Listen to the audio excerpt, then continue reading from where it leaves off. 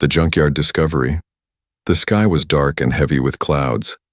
Lightning flashed across the sky as rain began to fall on the metal mountains of the old alien junkyard. This place was far from any city, forgotten by most people. But Ethan, a human, scavenger, often came here looking for old tech to sell. Ethan wore a long coat and carried a flashlight. His boots splashed in the mud as he walked between piles of rusted alien machines. Broken ships, crushed robots, and strange glowing wires were scattered everywhere. He stopped. Something felt strange tonight. In the middle of the junkyard, under a pile of metal and wires, he heard a sound. It was small, a soft clang, then silence. Ethan turned his flashlight toward the sound. Maybe a robot was still working. Maybe a trap. Still, he moved closer. "Hello?" he called out, his voice echoing. There was no reply. He pushed some metal aside, then froze. Under the broken parts, he saw a face. An alien girl, young, beautiful, and barely conscious. Her eyes were half open, glowing faintly with a soft blue light. Her skin was pale purple, marked with bruises and cuts. Her silver-white hair was tangled and dirty. She was wearing what looked like a damaged noble's gown, torn, soaked in rain and full of holes. "Help. Me," she whispered, so weak that Ethan could barely hear her. Ethan's heart pounded. She was alive. But how did she end up here? He cleared more debris carefully. Her body wasn't moving below the waist. She couldn't sit up. She couldn't even lift her arms properly. "I'm going to get you out of here," Ethan said. "No. They'll find me," she said with fear in her voice. "Who?" But she fainted before answering. Ethan looked around. No one else was there. He didn't have time. The rain was getting heavier. He lifted her carefully, trying not to hurt her more. She was light, too light, like she hadn't eaten properly in days. He carried her back to his hover truck parked outside the junkyard. As he drove back toward his small home near the edge of the Badlands, his mind was racing. Why would someone leave a girl, paralyzed, in a junkyard? Was she attacked? Robbed? Or was something worse going on? Back at his home, Ethan placed her on a soft couch and wrapped her in blankets. He lit a small fire and checked her wounds. Most were cuts and bruises, but the worst part, her spine, had deep marks, like someone had used sharp tools on it. He gave her some water. She was still unconscious. For hours, Ethan stayed by her, sighed. Finally, as dawn approached, the girl opened her eyes again. "You're safe now," Ethan said softly. "You're not in the junkyard anymore." She looked around weakly. Why did you help me?" Ethan gave a small smile. "Would you have preferred I didn't?" The alien girl gave a weak laugh, then winced in pain. "No. Thank you. What's your name?" She hesitated. "Vela." "I'm Ethan. Do you remember what happened?" She nodded slowly. Tears began to form in her glowing eyes. "They left me there." "Who?" "My family."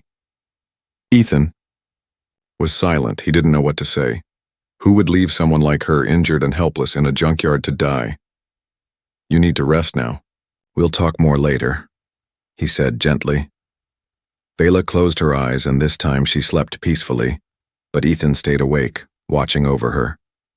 He knew this wasn't just an accident. This girl had a story, a painful one, and something told him this was only the beginning. She was thrown away like trash rain tapped softly on the window of Ethan's small home. Inside, the room was quiet, except for the soft sound of fire crackling in the heater. Viola lay on the couch, her eyes open, now looking at the ceiling. Her pale purple skin was cleaner, her wounds carefully wrapped, but her eyes still held pain, not from the body, but from the soul. Ethan sat nearby, making some warm soup. He looked over at her. "You're awake. Feeling any better?" Vela gave a tiny nod. "My body hurts, but the inside hurts more." Ethan didn't ask more just yet. He handed her the soup. She tried to lift the bowl, but her arms shook. Ethan helped her hold it. She drank slowly, each sip warming her cold body. After a few minutes, she whispered, "You should have left me there." Ethan raised an eyebrow. "Why would you say that?" "They threw me away like I was nothing. And maybe I am." Ethan leaned closer. "Start from the beginning. Tell me what happened." Viola stared at the fire. Her voice was soft and slow. "Was born into a noble alien family. House Trevallen. Rich, proud, powerful. From birth, I was trained in science, law, and leadership. I was supposed to take over one of our largest star companies, Trivalent Systems. My father believed in me. He said I had the mind of a warrior." Ethan nodded. "Sounds like he loved you." "He did." She paused. Her hand clenched. "But he died suddenly. A ship explosion. They called it an accident, but I don't believe that anymore." "Who's they?" "My mother, my uncle, my cousins. After father died, they changed. Cold, quiet. I wasn't part of their plans. Anymore, I was in the way." Her voice broke. "Then I fell. An accident at the lab. I woke up. Paralyzed. Couldn't walk, couldn't move properly. And everything changed overnight. They told me I was weak. A disgrace. That I couldn't carry the family name like this. One day I was loaded into a transport ship and dropped into that junkyard. I was still awake when they left me. They didn't even look back." Ethan clenched his fists. "They left you alive?" Vela's eyes filled with tears. "Yes, that was the point. They wanted me to suffer before I died, slowly, quietly, so no one would ever know." Ethan looked down, anger boiling inside him. "That's not a family, that's garbage." "I agree." Her voice was bitter. "I was thrown away like trash. No honor, no goodbye, just rust and silence." She turned to him.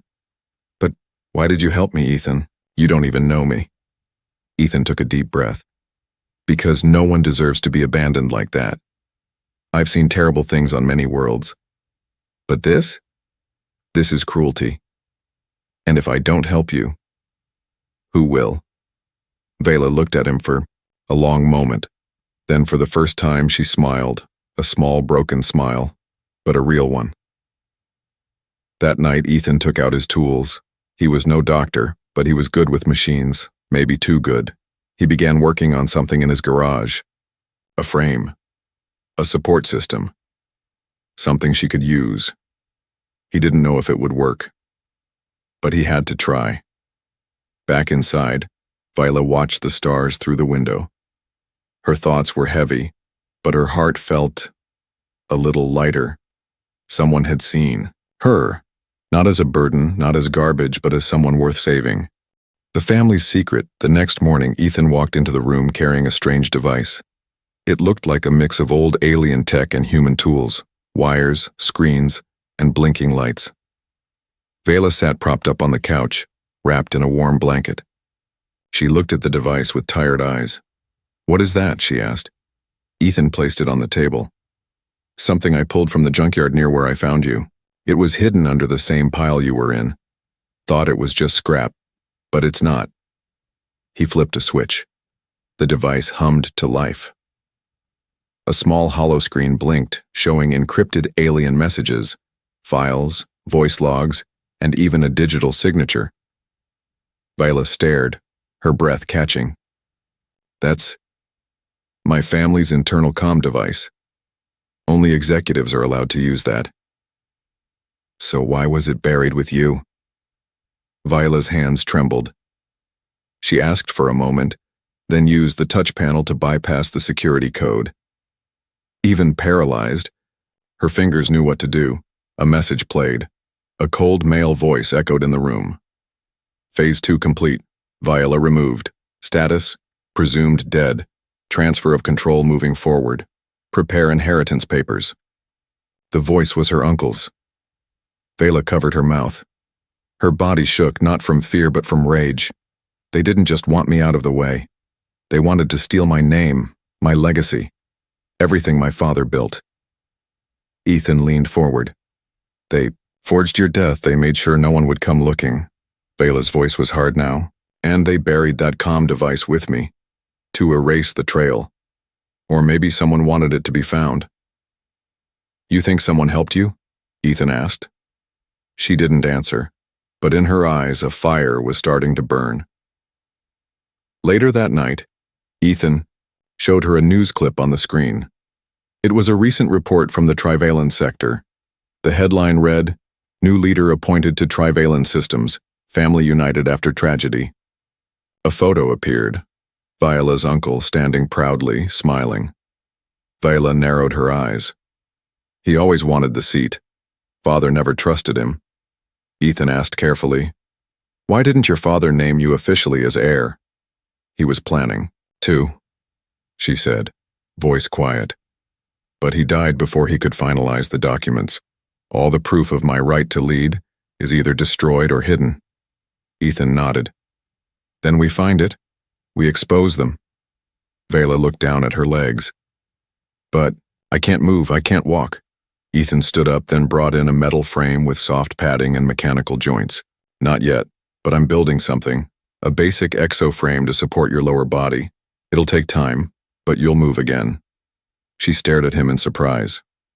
"You're doing this for me?" He smiled. "You're not trash, Viola. You're the key to stopping them. You survived everything they threw at you. That means you're stronger than they ever imagined." Hours passed as Ethan worked.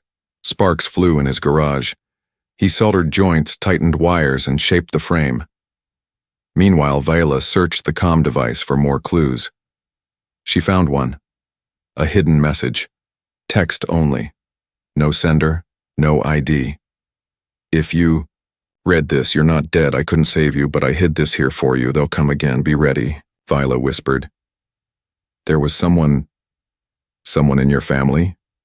Ethan asked. "Maybe. Or someone close to father. Someone who knew the truth." Ethan looked at her. "Then that means someone out there still believes in you." Viola closed her eyes for a moment. Her body was broken, yes. But the truth? The truth was still alive, and she would not die quietly. She tries to stand. The morning sun lit up Ethan's garage, shining through dusty windows and falling across the strange machine in the center.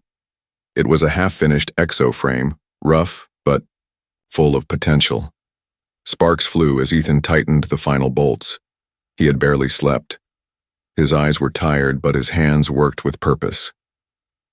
Inside the house, Viola sat in silence, staring at her legs. She touched them softly. They felt cold, like they weren't even part of her. Useless. Dead.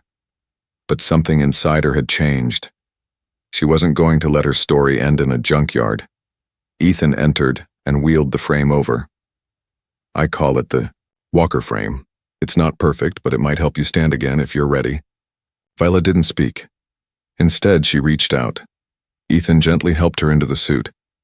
It wrapped around her waist and legs, locking into place with soft clicks. The power cells hummed quietly. "You'll have to use your upper body to control it at first," he said. "It's manual, not smart tech, but you're strong." Viola closed her eyes, took a breath, and pressed the activation switch. The frame whirred softly. Her legs lifted slightly. 1 second. 2. Then, with shaking arms and clenched teeth, she stood, wobbly, slow, but standing. Tears rolled down her face. I forgot what it felt like to be taller than a chair. Ethan smiled. "You're doing it. One step at a time." She took one step, then another. Every motion was slow and painful, but she didn't stop. Her hands grabbed the support bars on the suit, and her legs, machine-powered, now followed her will. She stumbled after a few steps and nearly fell. Ethan rushed to catch her, but she held up her hand. "No, I have to do this." He stepped back, and she walked across the room. That night, Ethan cooked a small meal to celebrate. They ate quietly, the silence between them warm and comfortable. Then Vela said something Ethan didn't expect. "I want to go back." Ethan blinked. "Back? You mean to the city?" Vela nodded. "To Trivalent sector. I need to find more evidence. The comm device isn't enough. I have to prove to the Galactic Court that I'm alive and that my family tried to kill me." Ethan frowned. "That's a suicide mission. You're still healing. If they find you—" "They already tried to kill me once," she said calmly. "I have nothing left to lose, but I won't run anymore." Ethan looked at her for a long moment. Then he nodded. "Then I'm going with you." Vela's eyes widened slightly. "You don't have to." "Yes, I do," he said firmly. "You saved yourself, but you don't have to face them alone." Later that night, as they packed, a strange buzzing noise filled the house. The security alarm flashed red. Ethan checked the scanner. 2 life forms, non-human, approaching fast. "Vela, hide." But she didn't move. "It's them," she whispered. "They found me." Ethan grabbed his plasma rifle. "Then we make them regret it." He moved to the door quietly. Vela stood shaky but determined, gripping a metal pipe in her suit's handbrace. Outside, 2 shadowed figures crept forward. Alien bounty hunters. Cold eyes. Sharp weapons. Paid to erase her. They broke down the door. But instead of fear, they found a human man with fire in his eyes, and an alien woman who stood on her own feet again. Viola raised her weapon. "You should have made sure I was dead." And then, she struck first. Ethan is captured. The battle didn't last long, but it was loud. One bounty hunter lay unconscious, his weapon smoking. The other had escaped into the dark, injured but alive. Viola sat on the floor, breathing hard. Her hands were shaking, the exo frame buzzing weakly from overuse. Her body was in pain, but she was still alive. Ethan stood beside her, blood dripping from a cut on his forehead. He looked at her, not like she was broken, but like she was dangerous. Like she had power again. "That was intense," he said. Smiling a little, Vela nodded. "We won." But Ethan didn't smile back this time. "No, we survived. That's not the same thing." They knew what would come next. The enemy would send more, smarter, better equipped. Viola's family would now realize she wasn't just alive. They'd know she could fight back. They had no time. Ethan packed quickly. Weapons, tools, fake IDs, and a hacked transport beacon. Viola uploaded copies of the stolen files onto hidden drives. They were going to Trivalent Sector, to her home planet, to finish what was started. But they never made it. 3 days into the journey, their ship was intercepted in a quiet space lane. No warning, no hails, just a sudden jolt, gravity collapsing, and then darkness. When Viola woke, up she was alone.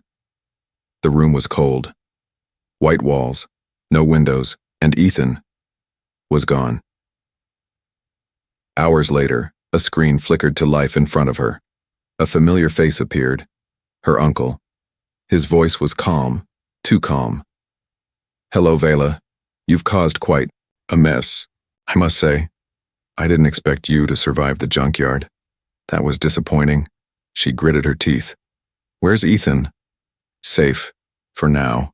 You see, I could have killed him, but I thought, why waste such a good opportunity? You've made it clear you care for this human. So here's my offer."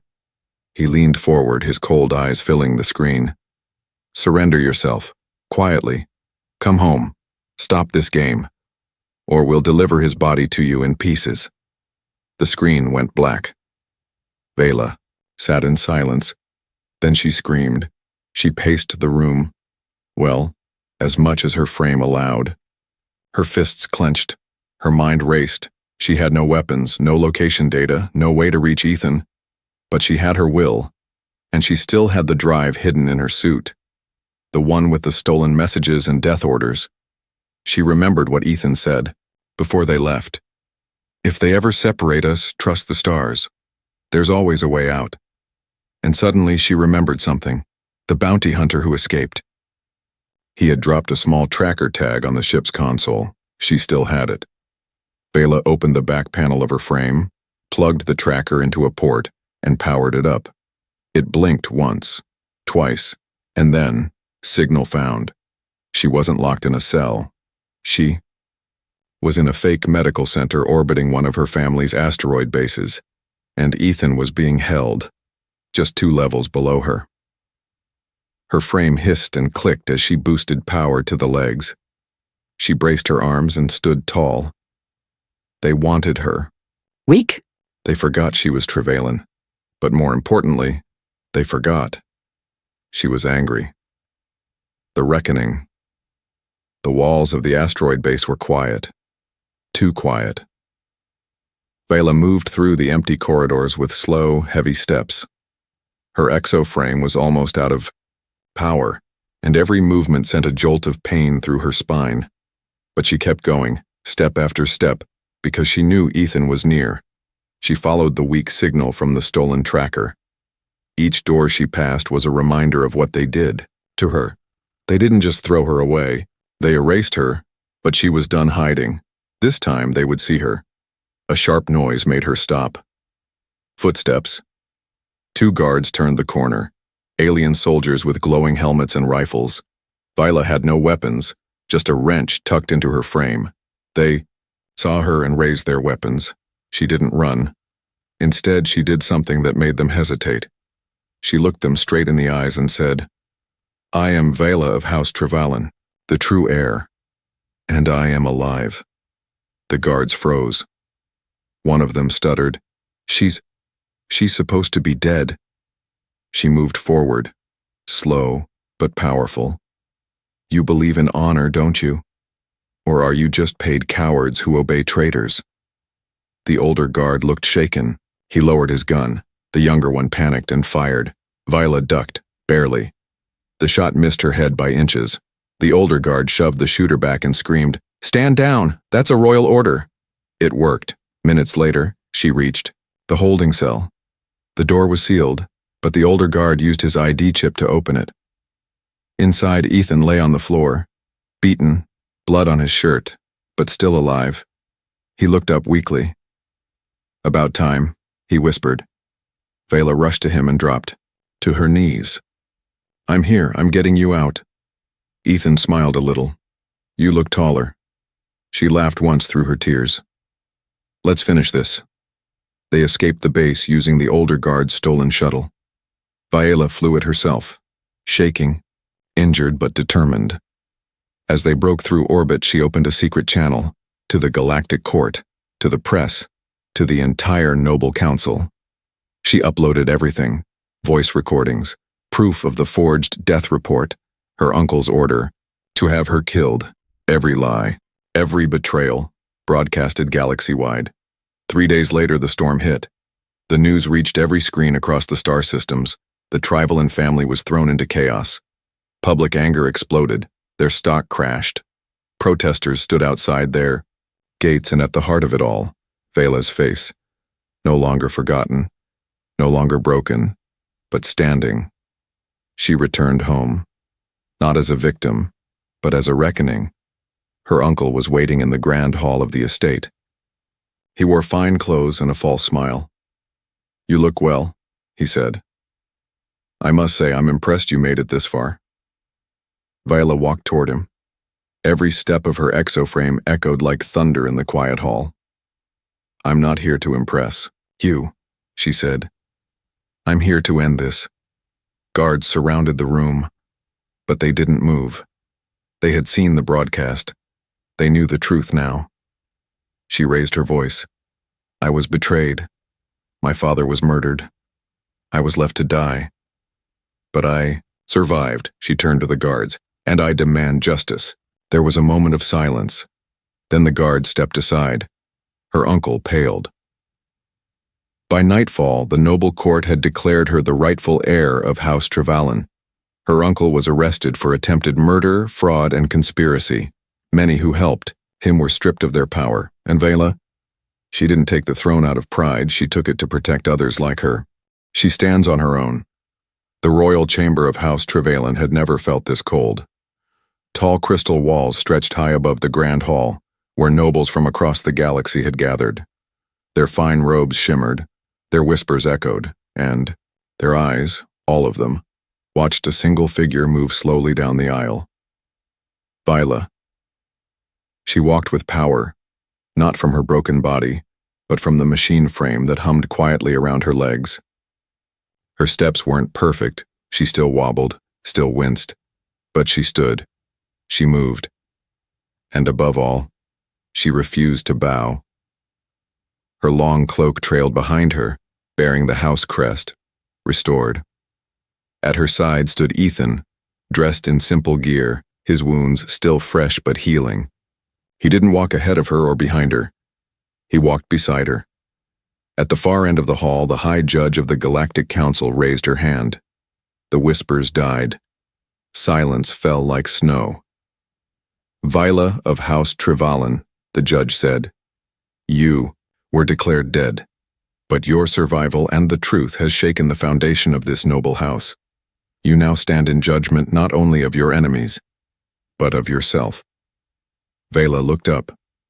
I understand. The judge paused. You may speak your truth. Viola took a breath, her voice steady. I was thrown away like trash by the people who shared my blood, my own family. They saw my injury as weakness, my silence as permission. But I lived. I bled. I crawled through metal and dust to survive. She looked around at the nobles, many of whom had once whispered about her behind her back. You were all silent when they said I was dead. You believed what was easy. You looked away. But I'm here now. Not to ask for power. Not to beg for revenge. I'm here. Because this will never happen again. Not to me. Not to anyone. Gasps echoed. Some nobles nodded. Others looked away in shame. I reclaim my name, my honor, and my duty, she said. Not for pride, but for justice. After the speech, the vote came. It was unanimous. Vela was declared rightful heir and new leader of Trevallen Systems. Her uncle and his allies were sentenced to life imprisonment. The house would now be restructured, under her rule. The same. All that once ignored her pain, now applauded her courage. But Vela didn't smile. Not yet. Later that night, she sat alone on the palace balcony. Stars filled the sky, brighter than she remembered. The cold air touched her skin, and for the first time it felt real. Ethan walked in, holding 2 cups. I brought you something. Human hot tea. Strong enough to wake the dead. She chuckled and took the cup. You were quiet in there, she said. I figured you had it covered. You could have taken credit. You saved me. He shook his head. You saved yourself. I just got lucky enough to be part of your story. Viola looked down at her legs, still wrapped in the frame. I still can't feel them. The doctors say the damage is permanent. And yet you walked into a room full of people who tried to erase you, he replied. Doesn't sound weak to me. She smiled. I don't know what comes next. I don't even know if I want to stay here. You don't have to, Ethan said. You have choices now. That's what freedom is. Viola looked up at the stars. For the first time in her life, they didn't feel so far away. The next morning, she held a press meeting, not as a ruler, but as a survivor. She announced a new branch of Trevallen Systems, one that would support victims of abandonment, exile, and nobility corruption.